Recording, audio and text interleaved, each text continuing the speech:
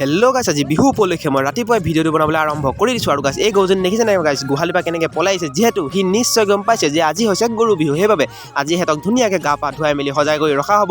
তো এতিয়া মই ধুনীয়াকৈ গোহালিটো আহি পিনি চাইছোঁ গোহালি গৰুকেইটাই কি কৰি আছে। তো গৰু চৰু চাই মেলি মই আকৌ গ'লোঁ আগৰ দিশে আৰু দেখিছোঁ যে আমাৰ মেকুৰী পোৱালিটো দেখিছেনে কি ধুনীয়াকৈ স্কুটিৰ ওপৰত বহি আছে। আৰু আমাৰ মায়ে মানে ধুনীয়াকৈ চোতালটো ঝাৰু মাৰি আছে।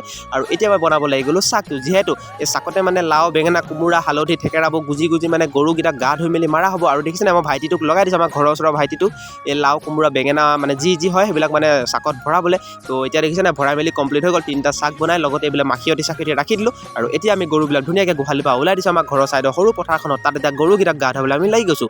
যিহেতু ডাঙৰ গৰুবিলাকক ধুৱাবলৈ কষ্ট হয় ন, সেইবাবে ডাঙৰ গৰুবিলাকক প্ৰথমে গাটো ধুৱাই দিছোঁ, লাষ্টত মানে সৰুকেইটাক গা ধুৱাম। সেইটো মানে আপোনালোকক দেখুওৱা নাই, এইটো গা চা ধুৱাই মেলি হৈ গ'ল। আৰু গাইছ দেখিছেনে পূৰা এতিয়া আমি থেকেৰা, বেঙেনা, লাও খা, বেঙেনা খা গাই মানে পূৰা একদম সিহঁতক মাৰিবলৈ লাগি গৈছোঁ। আৰু গাইছ আজিলৈ বেছি দীঘল নকৰে, সমাপ্ত কৰোঁ। Happy Bihu to all of U.